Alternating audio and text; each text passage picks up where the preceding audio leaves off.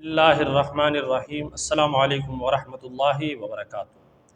صدقۃ الفطر کے حوالے سے بہت سارے لوگوں نے سوالات کیے ہیں۔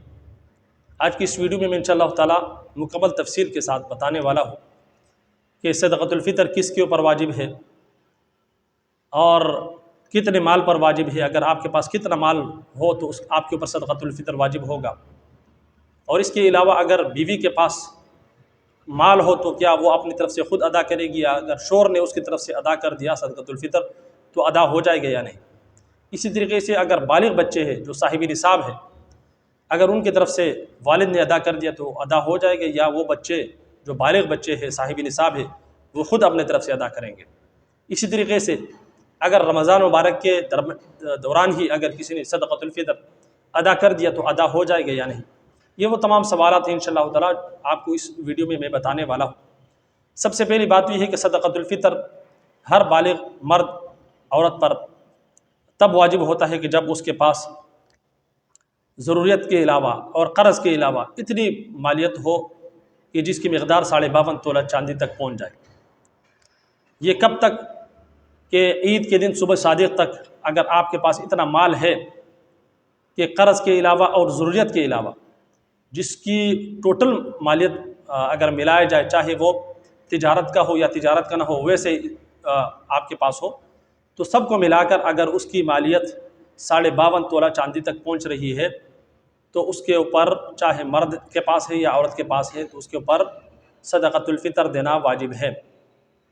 اب اگر کوئی عورت ایسی ہے کہ جس کے پاس اتنے زیورات ہیں یا اس کے پاس اتنا مال ہے جس کی مالیت 52.5 تولہ چاندی تک پہنچ رہی ہے تو اس کے اوپر واجب ہوگا صدقۃ الفطر۔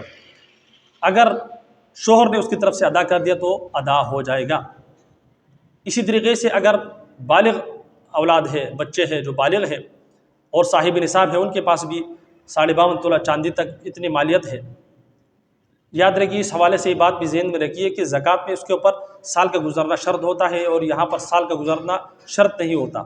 اگر آپ کے پاس عید الفطر کی صبح صادق تک اگر آپ کے پاس مال آ جائے اتنا جس کی مالیت 52.5 تولہ چاندی تک پہنچ رہی ہے، قرض کے علاوہ دیگر ضروریات کے علاوہ، تو اس کے اوپر صدقۃ الفطر واجب ہوگا۔ تو اگر بالغ بچے ہیں اور صاحب نصاب ہے تو ان کے اوپر بھی جو ہے وہ صدقۃ الفطر دینا واجب ہوگا اپنی طرف سے۔ اگر والد نے ان کی طرف سے ادا کر دیا تو تب بھی ادا ہو جائے گا۔ اور اسی طریقے سے جو نابالغ بچے ہیں تو ان کی طرف سے بھی والد کے اوپر صدقۃ الفطر دینا واجب ہے۔ اب اگر کوئی بچہ عید الفطر کے صبح صادق سے پہلے پیدا ہو گیا تو اس کی طرف سے بھی صدقۃ الفطر دینا یہ والد کے ذمہ پر واجب ہوگا۔ اب آتے ہیں اصل مسئلے کی طرف کہ صدقۃ الفطر کس کو دینا چاہیے۔ تو صدقۃ الفطر ان لوگوں کو آپ دے سکتے ہو جن لوگوں کو آپ زکوٰۃ دے سکتے ہو، یا وہ لوگ جو زکوٰۃ کے مستحق ہے، البتہ ان کے اوپر صدقۃ الفطر بھی واجب ہے اور زکوٰۃ کے مستحق بھی ہے تو آپ ان کو بھی دے سکتے ہو۔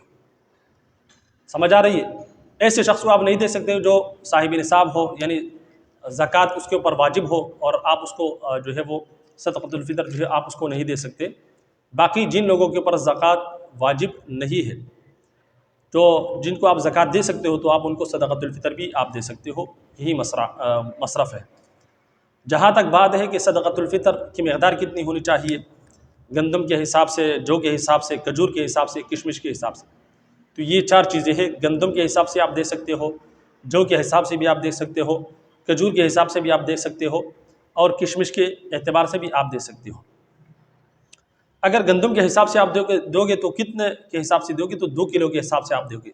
مثال کے طور پر اگر آپ کراچی میں ہو یا اسلام آباد میں ہو یا دنیا کی کسی بھی ملک میں ہو، کسی بھی شہر میں ہو، تو آپ جہاں پر رہتے ہو آپ وہاں پر معلوم کریں کہ بازار کی جو قیمت ہے گندم کی، تو آپ اس حساب سے 2 کلو کے حساب سے آپ لگائیں کہ 2 کلو حساب کتنے کا بنتا ہے بازار میں۔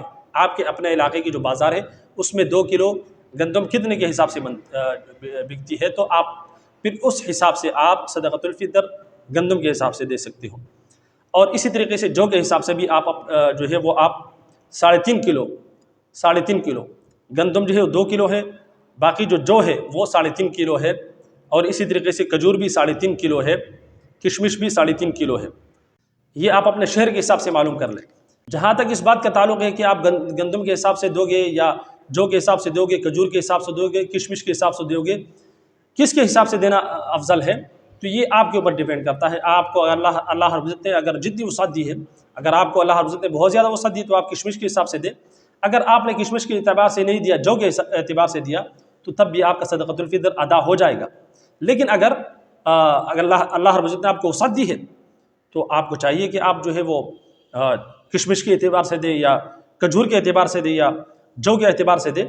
اگر اللہ رب العزت نے آپ کو وسعت نہیں دی تو آپ گندم کے حساب سے دیں، چونکہ گندم ذرا سستا ہوتا ہے، تو لہٰذا اپنے وسعت کو دیں گے، پھر اس حساب سے آپ جو ہے وہ صدقۃ الفطر ادا کریں۔ ہاں البتہ اگر کسی نے کوئی مالدار ہے، اس نے جو کے اعتبار سے دے دیا تو اس کا صدقۃ الفطر بھی ادا ہو جائے گا۔ سمجھ آ رہی ہے؟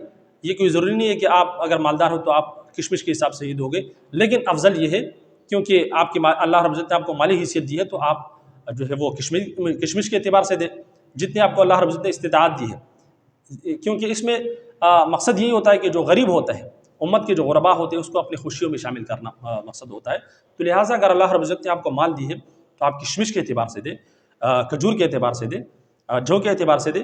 اگر آپ کے پاس مالی وسعت نہیں ہے تو آپ جو ہے وہ گندم کے اعتبار سے دیں، اس سے بھی ادا ہو جائے گا۔ اور ایک مسئلہ جو رہ گیا تھا وہ آخر میں آپ کو بتاتا چلوں کہ اگر کوئی شخص رمضان المبارک میں صدقۃ الفطر ادا کر دے تو اس کا صدقۃ الفطر ادا ہو جائے گا، اس کو دوبارہ دینے کی ضرورت نہیں ہے۔ امید کرتا ہوں صدقۃ الفطر کے حوالے سے جتنے بھی مسائل تھے آپ کو سمجھ میں آ چکے ہوں گے۔ اللہ رب العزت ہم سب کو سمجھنے اور عمل کرنے کی توفیق عطا فرمائے۔